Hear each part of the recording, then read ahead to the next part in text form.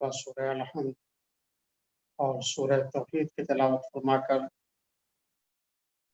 حجت الاسلام والمسلمین علی جناب مولانا سید حسن عباس فطرت صاحب کی روح کو اصال ثواب فرمائے۔ بسم اللہ الرحمن الرحیم۔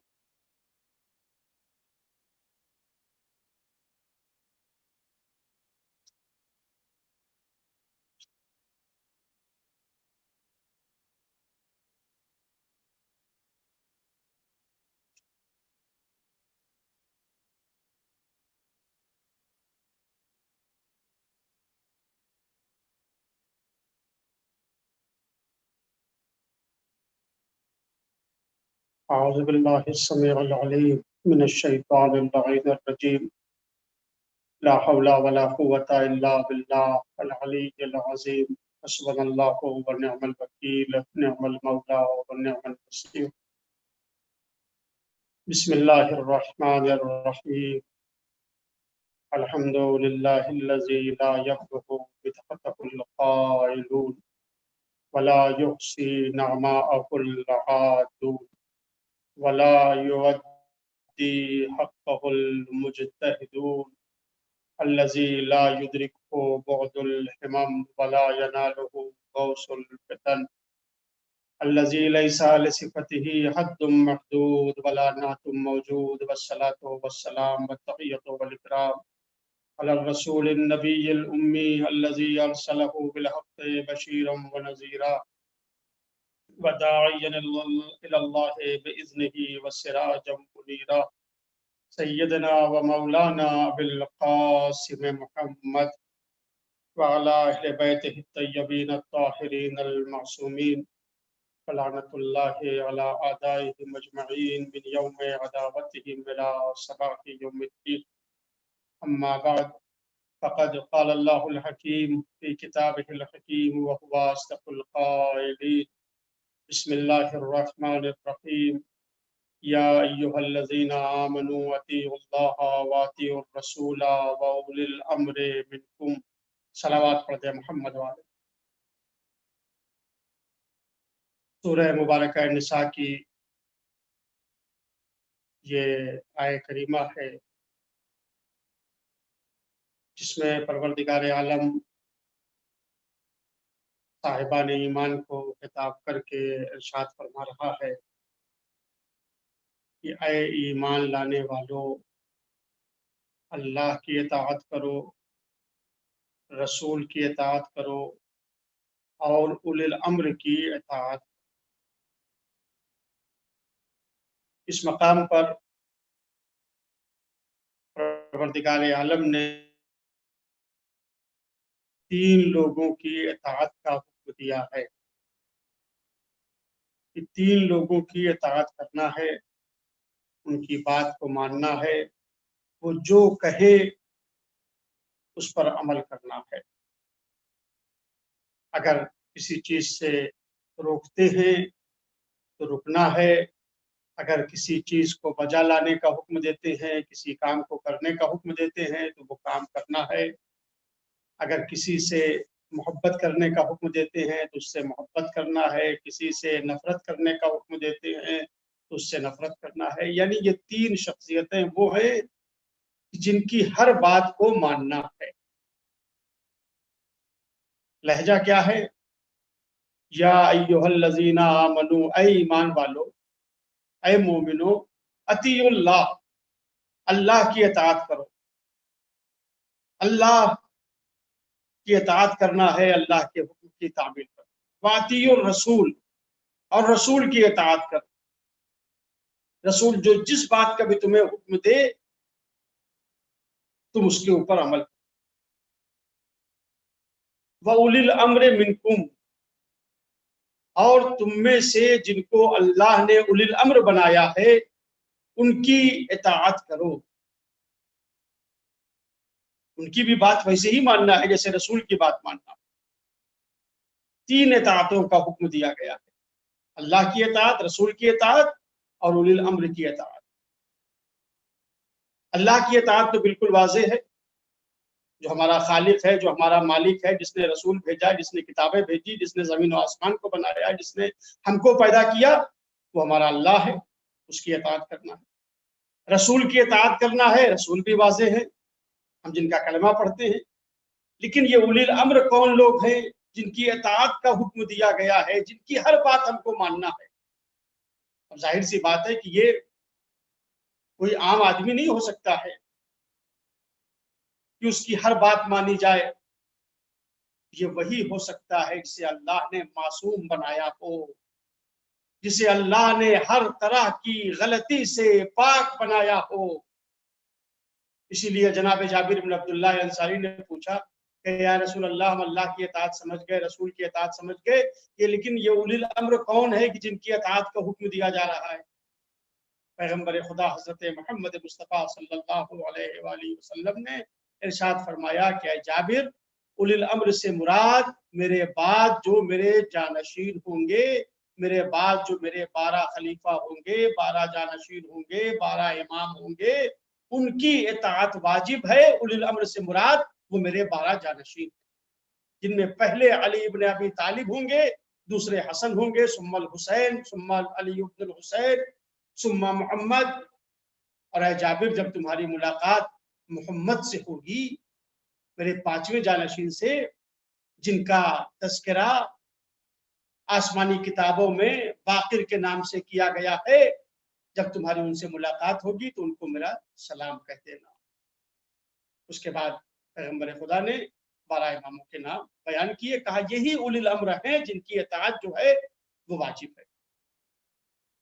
امام کی ویسے ہی اطاعت کرنا ہے جیسے رسول کی اطاعت، اس لیے کہ جس طرح سے رسول کے یہاں کسی غلطی کا، کسی سو کا امکان نہیں ہے، اسی طریقے سے جو رسول کا جانشین ہے اس کے یہاں بھی کسی غلطی کا کوئی امکان نہیں پایا جاتا۔ تبھی تو اطاعت مطلقہ کا حکم دیا گیا، جو کہیں ہمیں ان کی بات کے اوپر عمل کرنا ہے۔ عزیزو، یہ اولی الامر جو ہے یا ائمہ معصومین علیہ السلام، جن کو اللہ نے ہمارا امام بنایا ہے، جنہیں اللہ نے ہمارا قائد بنایا ہے، جو ہمارے ولی ہے، جن کی ولایت کا تذکرہ اتنی اہمیت کے ساتھ بیان کیا گیا ہے کہ اگر کوئی آدمی نماز پڑھتا ہو، روزہ رکھتا ہو، حج کرتا ہو، زکوٰۃ دیتا ہو، لیکن اگر علی کی ولایت کو قبول نہیں کرتا ہے تو نہ اس کی نماز قبول ہونے والی ہے، نہ اس کا روزہ قبول ہوگا، نہ اس کا حج قبول ہوگا، نہ اس کی زکوٰۃ قبول ہوگی۔ ولایت اہل بیت، ولایت ائمہ معصومین علیہ السلام کو پروردگار عالم نے فرض قرار دیا ہے، ان کی ولایت کا اقرار کرنا، ان کی ولایت کو پہچاننا۔ ہم ان کی ولایت میں، ان کی حکومت میں، ان کی امامت میں زندگی بسر کر رہے ہیں۔ ولایت کو بہت زیادہ اہمیت دی گئی ہے۔ حدیث میں ہے کہ بنی الاسلام علی خمس، اسلام کی بنیاد 5 چیزوں کے اوپر ہے: علی الصلاۃ والزکوٰۃ والحج والصوم والولایہ۔ اسلام کی بنیاد 5 چیزوں کے اوپر ہے: نماز کے اوپر، زکوٰۃ کے اوپر، حج، روزہ اور ولایت۔ امام نے فرمایا وَلَمْ يُنَادَى بِشَيْءٍ كَمَا نُودِيَ بِالْوِلَایَةِ۔ کسی نے پوچھا کہ مولا یہ بتائیے کہ یہ 5 چیزیں وہ ہیں کہ جن کے اوپر دین کی بنیاد ہے: نماز، روزہ، حج، زکوٰۃ اور ولایت، بتائیے ان میں سب سے افضل کون سی چیز ہے؟ نماز افضل ہے؟ آپ نے فرمایا نماز دین کا ستون ہے، نماز بہت اہمیت کی حامل ہے، لیکن ان 5 چیزوں میں نماز سب سے افضل نہیں ہے۔ مولا زکوٰۃ افضل ہے؟ آپ نے فرمایا نہیں، سب سے افضل زکوٰۃ بھی نہیں۔ روزہ افضل ہے؟ فرمایا نہیں، روزہ بھی سب سے افضل نہیں ہے۔ حج سب سے افضل ہے؟ فرمایا حج بھی سب سے افضل نہیں ہے۔ مولا پھر کون سی چیز ان پانچوں چیزوں میں سب سے زیادہ افضل ہے؟ امام نے فرمایا والولایت، ولایت جو ہے وہ سب سے زیادہ افضل ہے، اس لیے کہ اگر ولایت ہے تو نماز بھی قبول ہوگی، روزہ بھی قبول ہوگا، حج بھی قبول ہوگا، زکوٰۃ بھی قبول ہوگی۔ ولایت اہل بیت بہت زیادہ اہمیت کی حامل ہے۔ مثل اہل بیتی کمثل سفینۃ النوح من رکبها نجا ومن تخلف عنها غرق وهوى۔ سرکار رسالت مآب نے ارشاد فرمایا کہ میرے اہل بیت کی مثال کشتی نوح کی ہے، کہ جو اس کشتی میں سوار ہوا نجا، وہ نجات پا گیا، اور جس نے اس کشتی کو چھوڑ دیا غرق وہوى، وہ تباہ ہو گیا، وہ برباد ہو گیا، وہ غرق ہو گیا۔ لہذا عزیزو، اپنے کو اہل بیت اطہار کے دامن سے وابستہ کر دیں اگر نجات چاہتے ہیں، اپنے کو اہل بیت اطہار علیہ السلام سے وابستہ رکھے۔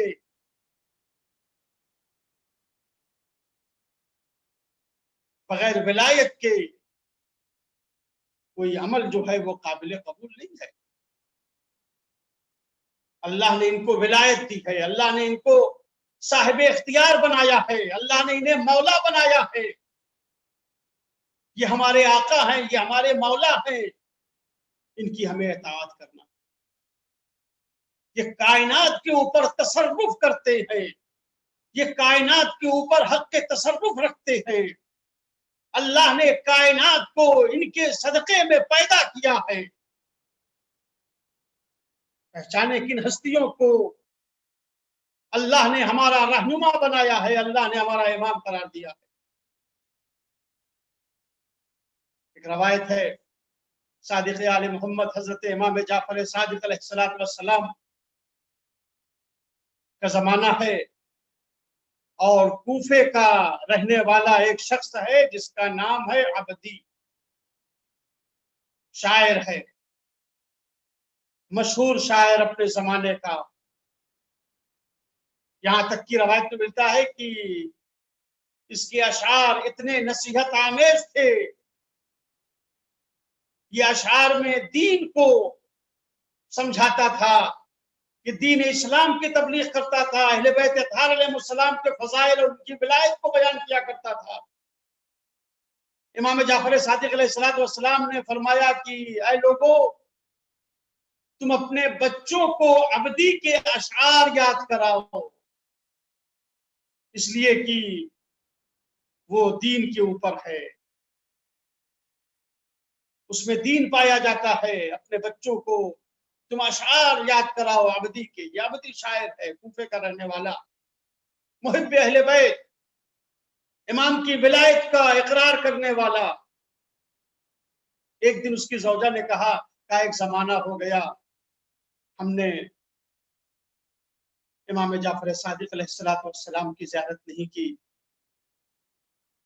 کتنا اچھا ہوگا کہ اگر ہم لوگ مکہ مکرمہ حج کے لیے جائیں، اور حج کے بعد مدینے جائیں، زیارت کے لیے پیغمبر خدا کی زیارت کریں، روضہ رسول کی زیارت کریں، اور اس کے بعد اپنے آقا اور مولا کی خدمت میں جائیں، امام جعفر صادق علیہ السلام کی زیارت۔ عبدی نے کہا کہ تمہارا مشورہ تو بہت اچھا ہے، مگر مالی حالات اس بات کی اجازت نہیں دیتے کہ اتنا طویل سفر کریں ہم۔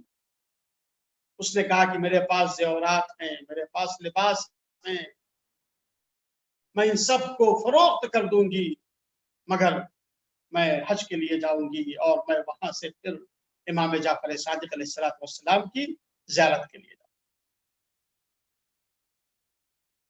یہ دونوں زوجہ اور شوہر حج کے لیے گئے، مکے سے اعمال حج کرنے کے بعد مدینے آئے۔ ابھی مدینے یہ لوگ پہنچے تھے کہ عبدی کی زوجہ کی حالت خراب ہو گئی، وہ بیمار ہوئی اور اس کی حالت خراب ہوئی، یہاں تک کہ وہ احتضار کے عالم میں آ گئی۔ امام کا یہ چاہنے والا، اس نے اپنے زوجہ کی یہ حالت دیکھی تو بہت پریشان ہوا، کچھ سمجھ میں نہیں آ رہا کیا کرے۔ کنیز سے کہا کہ تم زوجہ کی میری دیکھ بھال کرنا، میں مولا کی خدمت میں جا رہا ہوں۔ آیا صادق آل محمد حضرت امام جعفر صادق علیہ السلام کی خدمت میں آ کر سلام کیا اور سر جھکا کے بیٹھ گئے۔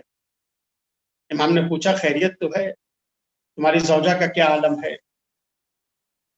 تمہاری زوجہ کس حال میں ہے؟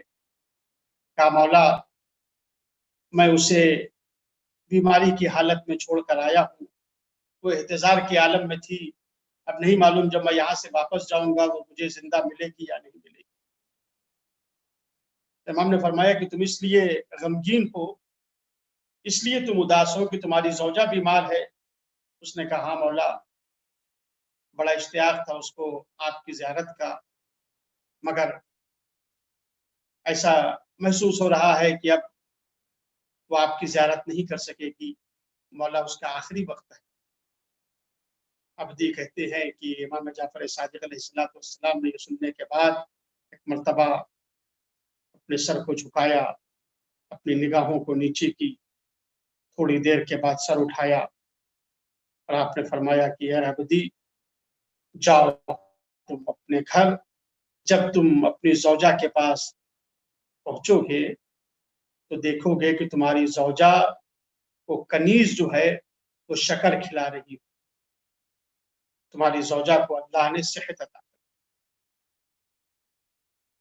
اب یہ امام کی خدمت سے اٹھے، آئے، واپس آئے،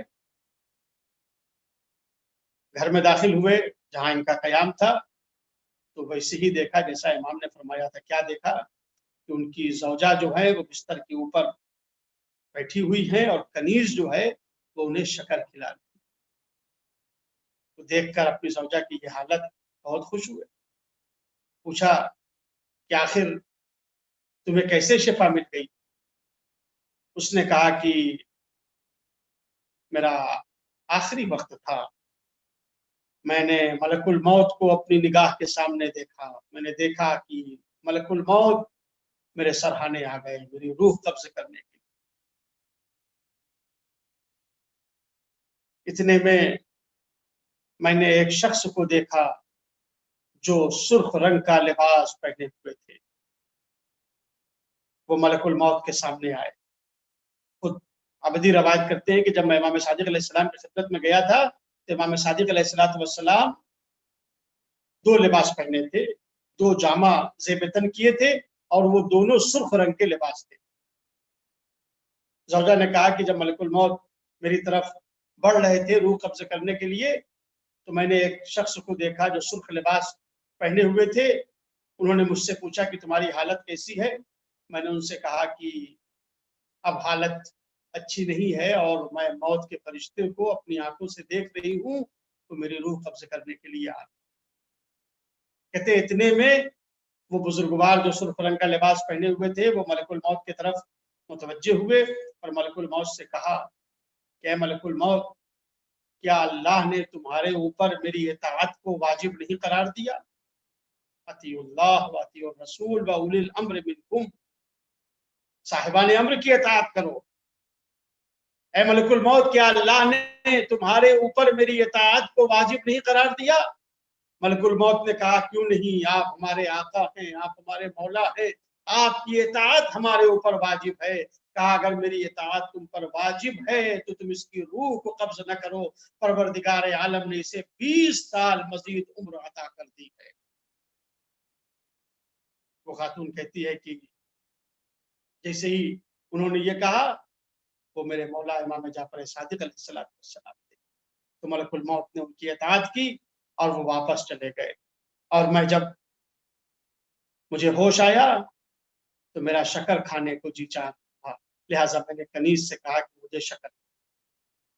عزیزو یہ امام ہیں جن کے اختیار میں پروردگار عالم نے جن و انس کو دیا ہے، جن کے اختیار میں پروردگار عالم نے ملائکہ کو دیا ہے، جو اس کائنات میں تصرف کرتے ہیں، وہ سب کے امام ہیں، وہ سب کے آقا ہیں، سب کے مولا۔ لہٰذا عزیزو اس ولایت کو پہچانے، ولایت بہت اہمیت کی حامل، اپنے بچوں کو درس ولایت دے، लोगों को विलायत से आशना करें, लोगों को आइम्मा मासूमीन की इमामत से आशना करें, लोगों को उनकी तालीमात से आशना करें। ये इमाम ने हुक्म दिया है। अपने चाहने वाले से कहा कि फला इलाके में तुम गए थे तो वहां लोग जो हैं उनका मेरे बारे में क्या ख्याल है, हमारी विलायत के बारे में उनका क्या ख्याल है। तो उसने जवाब दिया, कहा कि मौला वहां तो लोग आपकी विलायत को नहीं कबूल करते हैं, आपकी विलायत को नहीं मानते हैं, बल्कि आपके खिलाफ है वो सब। इमाम ने फरमाया कि तुम वहां के जवानों में मेरी विलायत का तस्करा करो, इसलिए कि जवान जो हैं वो जल्दी बातों को कबूल कर लें। विलायत अहले बैत, विलायत आइम्मा मासूमीन अलैहिस्सलाम जो दीन की रूह है। इमाम फरमाते हैं वलम युनादा बिशैइन कमा नूदिया बिल विलायत, विलायत से बढ़कर कोई चीज नहीं है, इसलिए कि अगर विलायत है तो नमाज भी काबिल कबूल है, रोजा भी काबिल कबूल है, और ज़कात भी काबिल कबूल है, हज भी काबिल। हमारे उलमा में से एक बुजुर्ग थे, वाकई देखे इंसान आइम्मा मासूमीन अलैहिस्सलाम को अल्लाह ने जो जरिया बनाया है, वसीला करार दिया है हमारी शिफात का, वो हमारे हादी हैं, वो हमारे रहनुमा हैं। कितनी इंसान को उम्मीद बन जाती है अपने वक्त से इमाम से जब वो तवस्सुल करता है। और वाकई ये वाकया जो मैं आपके सामने गुजारिश करना चाहता हूँ, एक तरफ से इसमें एक दर्स है और दूसरी तरफ से इंसान के लिए एक उम्मीद है अहले बैत अत्हार। मरहुमतुल्लाह उज़्मा आगाए मोहसिन हकीम रिज़वानुल्लाह ताला अलैह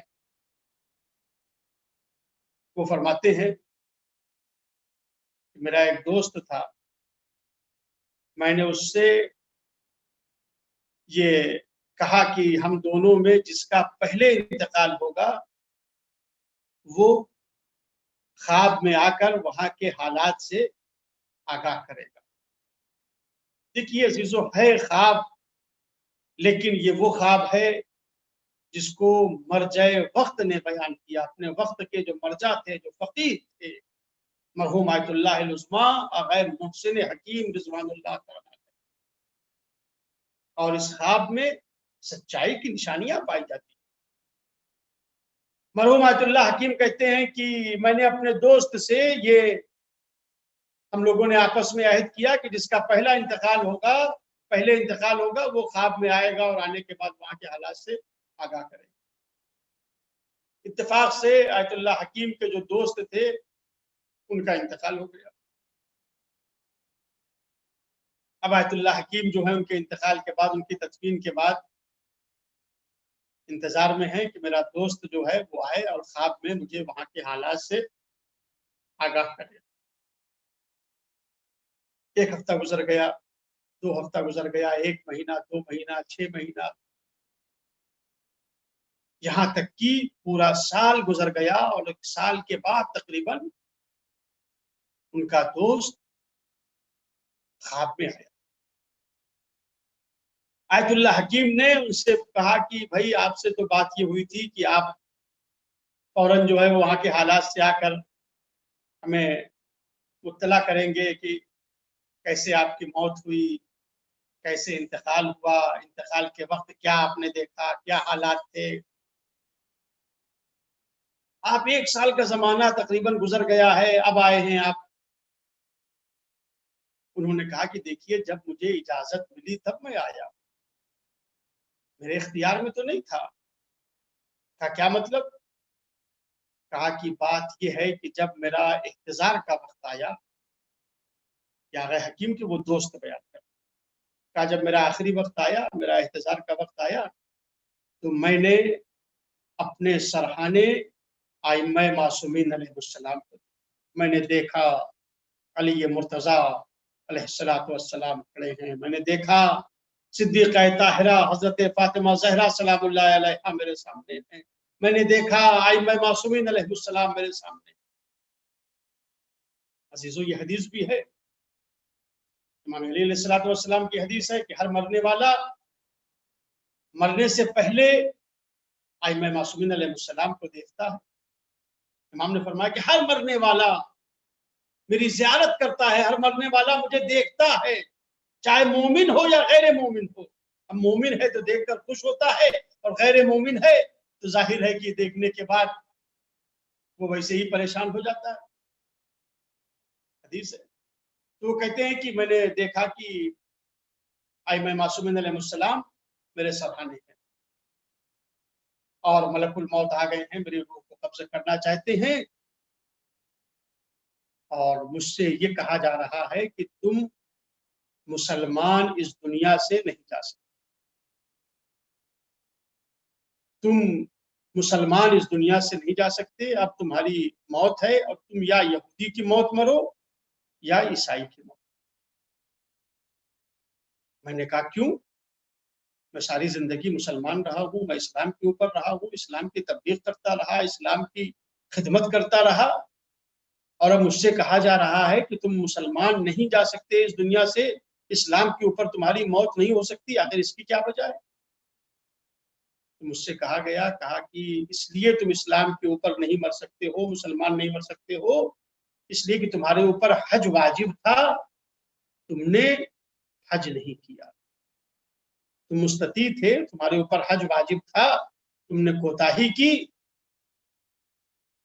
تم نے حج نہیں کیا، لہذا تم اسلام کے اوپر نہیں مر سکتے ہو۔ حدیث ہے پیغمبر خدا کی، خود پیغمبر خدا حضرت محمد مصطفیٰ صلی اللہ علیہ وآلہ وسلم کی حدیث ہے کہ آپ نے ارشاد فرمایا، من ماتا ولم یحج ماتا یہودین او نصرانیہ۔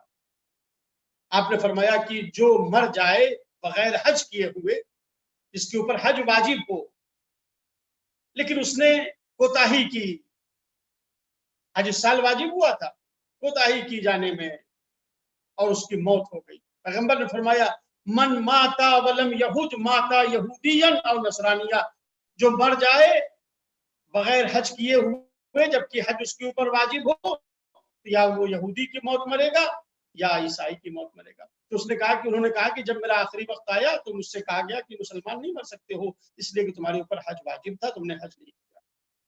اب وہ کہتے ہیں کہ یہ میرے الفاظ ہیں کہ میرے پیر کے نیچے سے زمین نکل، اللہ ساری زندگی اسلام کا نام لیتا رہا، مگر حج کرنے میں کوتاہی ہوئی تو اب میں مسلمان نہیں مر سکتا۔ دیکھیے حج کی بھی اہمیت کا اندازہ ہوتا ہے یہاں سے۔ حج جن کے اوپر واجب ہے وہ حج جو ہے، مستطیع جو لوگ ہیں وہ حج میں کوتاہی نہ کریں، حج کریں، اللہ نے اسے واجب قرار دیا ہے، یہ دین کی بنیادوں میں سے ہے۔ تو وہ کہتے ہیں کہ اب میں پریشان تھا کہ اب میں کیا کروں، اب تو میرا آخری وقت ہے۔